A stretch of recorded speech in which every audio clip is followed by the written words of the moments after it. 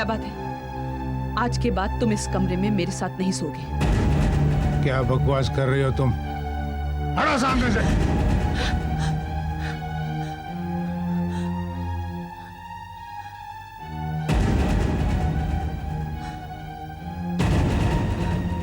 क्या बोल रही थी? वो आदमी जो अपनी औरत को औरत नहीं समझता, उसे उसके साथ एक ही कमरे में सोने का कोई हक नहीं। Now get out from here! Get out! मेरा घर, मेरा बिस्तर, और मुझे ही बाहर निकालने की बात कर रही है? हाँ? क्या? तुम वहशी हो, दरिंदे हो। हाँ, मैं वहशी हूँ, मैं वहशी हूँ, मैं दरिंदा हूँ, और इससे पहले कि तुम मेरी वहशत का शिकार बन जाओ, get out of my house. मेरे घर से बाहर निकलो। मैं नहीं जाऊंगी। चलो। मैं नहीं जाऊंगी। बाहर। नहीं, तुम मुझे घर से नहीं मेरे घर निकाल से बाहर निकलो तुम। नहीं जाऊंगी।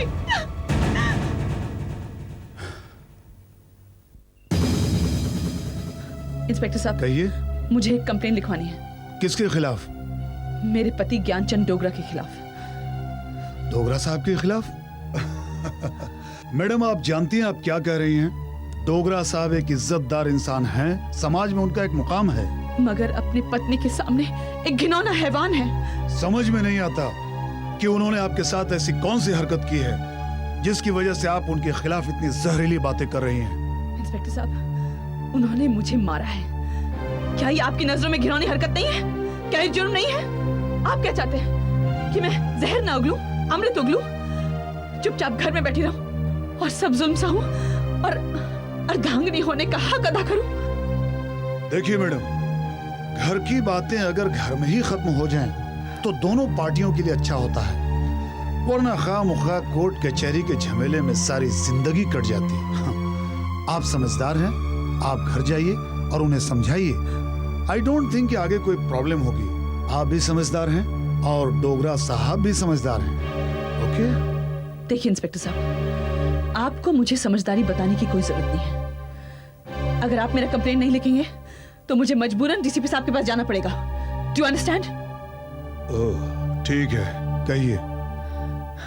इंस्पेक्टर साहब, सबसे पहले तो मैं चाहती हूँ कि आप डोगरा साहब को यहाँ बुलवाएं।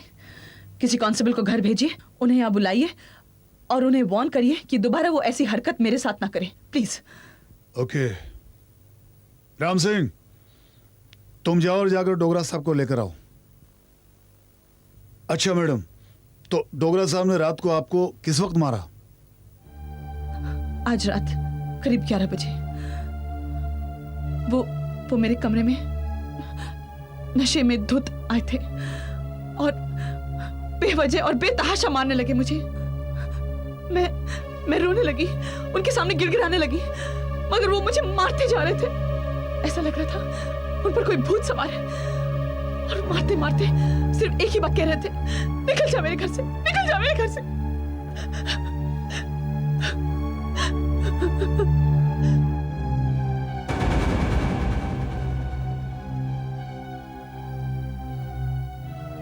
इंस्पेक्टर साहब, इतनी रात को मुझे आपने यहाँ क्यों बुलाया है? डोगरा साहब, आपकी वाइफ ने हमारे पास एक कंप्लेंट लिखवाई है कि आपने आज रात 11 बजे इन्हें बिला वजह पीटा और घर से निकलने पर मजबूर कर दिया। डोगरा साहब, आप एक अच्छे इंसान हैं, कोशिश कीजिए कि आइंदा इस तरह का हादसा आपके घर में ना हो।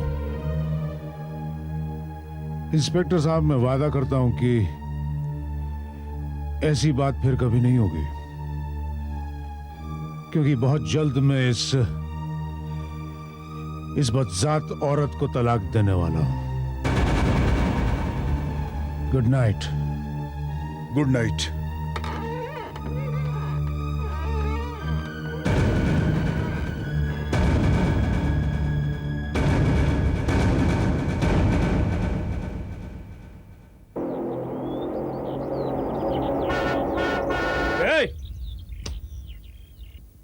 अरे यार, मैं हूँ।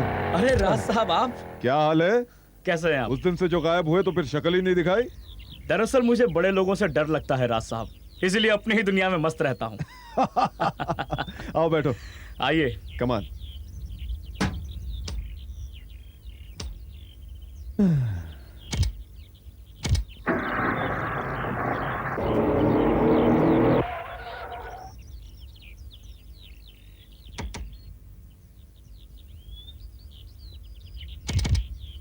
प्रकाश, कहीं कोई जॉब वॉब मिला?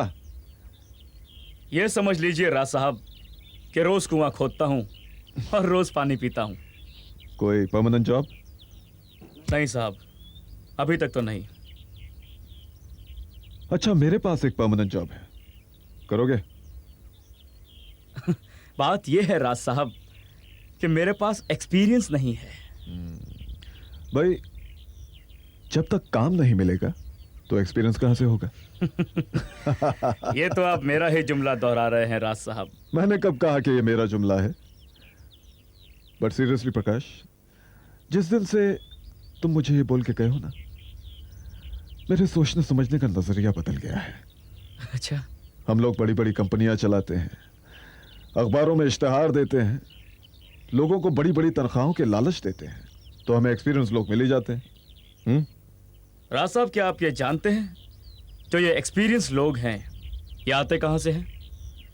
हाँ, बड़ी तनख्वाह के लालच में दूसरी कंपनियां छोड़कर आते हैं।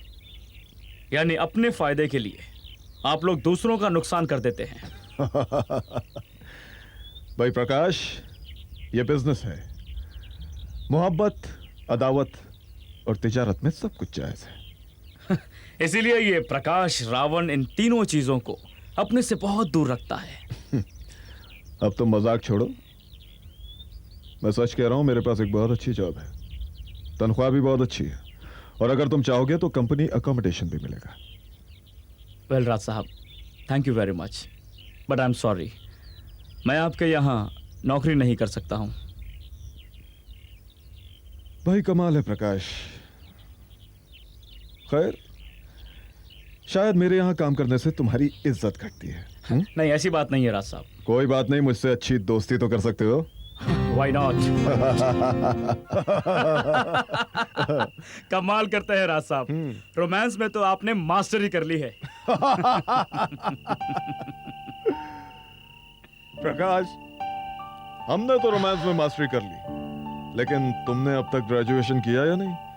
या प्रेम विद्या में अभी तक एकदम जाहिल ही रहे? एकदम जाहिल। अरे यार, तो फिर तुमने जिंदगी में क्या किया? कुछ नहीं राज साहब, बस जिंदगी को समझने की कोशिश करता रहा। अच्छा, तो जिंदगी कुछ समझ में आई? भाई राज साहब, जब आपको आज तक के औरत समझ में नहीं आई है तो हमें जिंदगी कहां से समझ में? नहीं नहीं, मैंने तो औरत को खूब समझा है, खूब समझा है। गलत राज साहब, गलत। अगर आपने एक औरत को भी समझ लिया होता तो अब तक की इतनी औरतों के साथ चक्कर नहीं चलाया होता।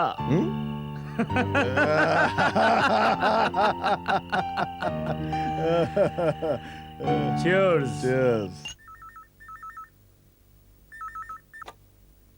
हेलो, आप कौन? बुआ जी हैं क्या? बुआ जी, बुआ जी आपका फोन है। हेलो बुआ माँ, हम बोल रहे हैं।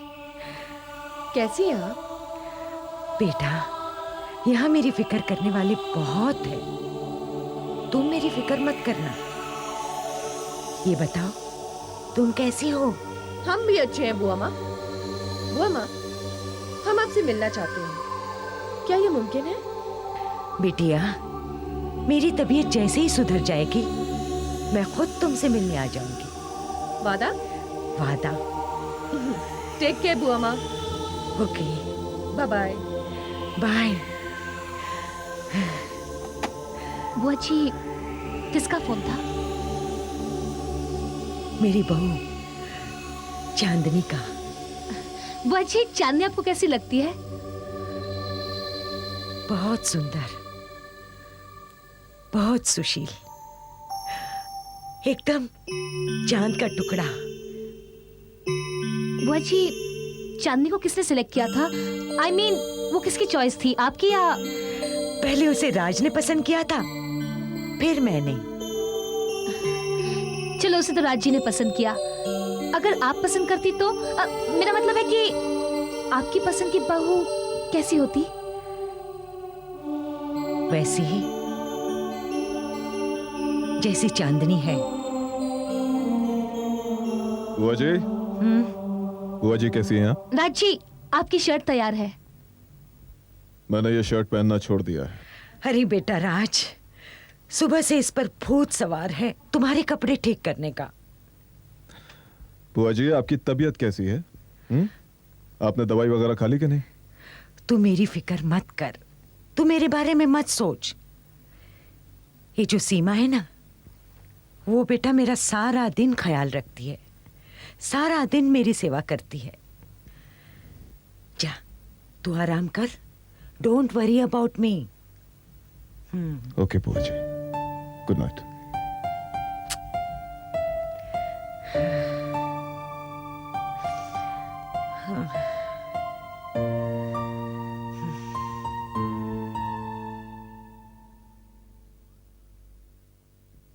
Good morning. खफा हो क्या? वो तो हो गई ही, क्योंकि आजकल मैं तुम्हारे करीब आने की कुछ ज्यादा ही कोशिश जो कर रही हूँ, तुम पर अपना हक जो जता रही हूँ। राज, आजकल मौसम कितना सुहाना है।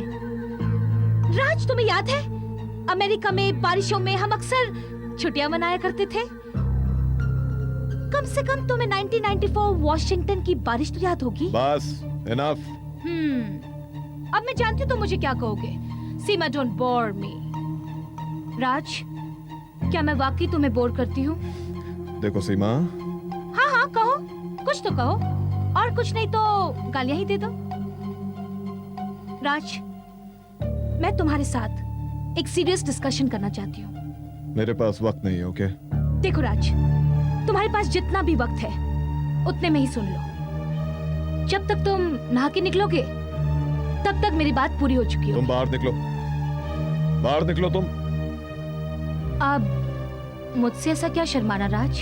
तुम सीधी तरह बाहर जाती हो या धक्के मारकर निकालो तुम्हें? नहीं, मैं नहीं जाऊंगी। मारो मुझे धक्के, निकालो मुझे बाहर। ओह गॉड सीमा। ठीक है, मैं तुम्हें ज्यादा देर तक डिस्टर्ब नहीं करूंगी, लेकिन मेरी बात ध्यान से सुन लो। राज, जैसे जैसे दिन गुजर रहे हैं वैसे वैसे तुम्हारी शादी और करीब आ रही है। मैं आज से तुम्हें 72 घंटे देती हूँ। इन 72 घंटों में तुम मुझे कबूल कर लो। तुम्हें कबूल कर लो? Are you mad? जाओ। राज, अगर तुमने मुझे कबूल नहीं किया तो मैं चांदनी से और तुम्हारे घर वालों से हमारे रिश्ते के बारे में सब कुछ बता दूंगी। Remember that.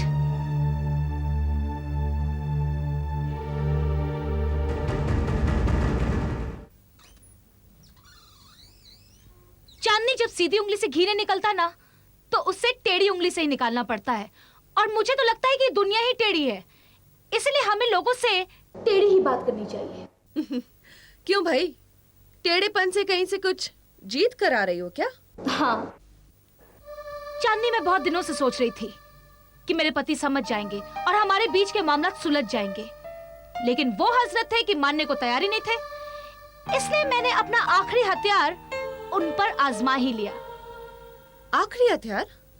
हाँ, मैंने उन्हें नोटिस दे दी कि अगर उन्होंने 72 घंटों में अपने घर वालों को ये नहीं बताया कि मैं उनकी पत्नी हूं, तो मैं उनकी होने वाली पत्नी से कह दूंगी कि जिस मर्द से तुम शादी के सपने देख रहे हो, वो मर्द कई साल पहले मुझसे शादी के बंधन में बंध चुका है, इसलिए तुम उसे भूल जाओ। तब क्या कहा उसने? क्या कहेगा? चांदनी, जो लोग गिल्टी कॉन्शियस होते हैं ना, वो ऐसे मौकों पर खामोश रहते हैं। ऐसे जितने भी लोग हैं जो अपने जमीर की अदालत में शर्मिंदा है, वो कभी सर उठाकर बात नहीं करते। यही हाल मेरे पति का है। But I'm very sure that one day he'll come back to me. और फिर मैं उन तमाम खताओं की उनसे माफी मांग लूंगी जिनकी वजह से उन्हें दिली तकलीफ पहुंचती रही है। चांदनी, मैं बयान नहीं कर सकती कि मैं उनसे कितना प्यार करती हूँ। जब भी मैं उनके पास जाती हूँ ना, तो उनके दिल की बात उनके चेहरे पर आ जाती है कि ओफ, ये फिर आ गई मुझे तंग करने। हे भगवान, इसे मौत कब आएगी? लेकिन चांदनी, मुझे तब तक मौत नहीं आएगी जब तक मैं उन्हें पा न लूं। तुम उन्हें जरूर पाओगी, और उनके मिलने के बाद तुम्हें मौत नहीं आएगी, बल्कि तुम्हारी जिंदगी बढ़ जाएगी। तुम्हारी शादीशुदा जिंदगी के कम से कम 100 साल तुम उनके साथ एंजॉय करोगी। तुम्हारे मुंह में घी शक्कर। चांदनी, तुम मेरी शादीशुदा जिंदगी की इतनी लंबी दुआ कर रही हो, तो ये भी बताती चलो कि तुम्हारी शादीशुदा जिंदगी की उम्र क्या होगी? बहुत कम। हम बहुत जल्दी ही मर जाएंगे। काश कि ये सच हो। अरे बाबा, क्या सोच रही हो? कुछ नहीं, मैं सोच रही थी कि मेरी किस्मत ही खराब है। मैं जिससे प्यार करती हूँ वही मुझे छोड़कर चला जाता है। अरे बाबा, हम जल्दी मर जाएंगे मतलब कम से कम अपने जवान बच्चों की शादी तक जिंदा रहेंगे। ओह गॉड। ओके चांदनी, मैं चलती हूँ। Okay okay bye. राज, हमारी सहेली रोहिणी ने अब बाकायदा अपने पति के खिलाफ जंग का बिगुल बजा दिया है। अच्छा, तुम जानते हो राज, वो कमबख्त शादीशुदा होते हुए भी दूसरी शादी करने जा रहा है। मर्दों के समाज में ये फैसिलिटी भी खूब दी है कि जब तक मन चाहता है बीवी के साथ रहते हैं, और मन चाहता है तो उसे छोड़कर दूसरे की फिराक में निकल पड़ते हैं। ये भी नहीं सोचते कि पहले का क्या होगा। चांदनी, तुम्हारी सहेली चाहती क्या है? वो चाहती है कि उसका पति दूसरी शादी ना करे। और अगर वो करना चाहे तो तुम्हारी सहेली क्या कर लेगी उसका? तो हमारी सहेली उसे रोकेगी। अगर उसने फिर भी शादी कर ली तो? तुम जानते नहीं हो राज, हमारी सहेली बहुत उल्टी खोपड़ी की है। वो अपने पति की खोपड़ी उड़ा देगी। बहुत जिद्दी लड़की है वो। नहीं नहीं चांदनी, वो चाहे कितनी भी जिद्दी हो, मगर एक बार वो अपने पति के दिल से उतर गई ना, तो फिर उसके दिल में जगह नहीं पा सकती। तुम दावे के साथ ये कैसे कह सकते हो?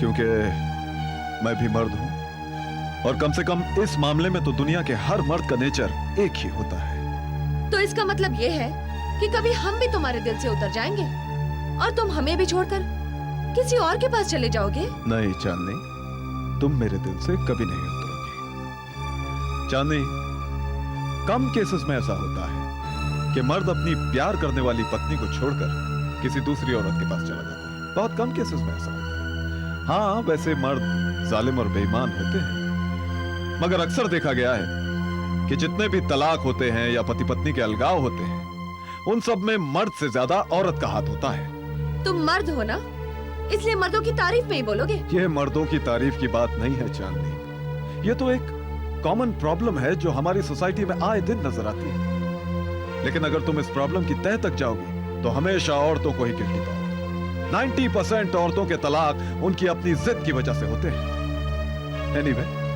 Why are we discussing all this? ये क्या लगा रखा है तुमने?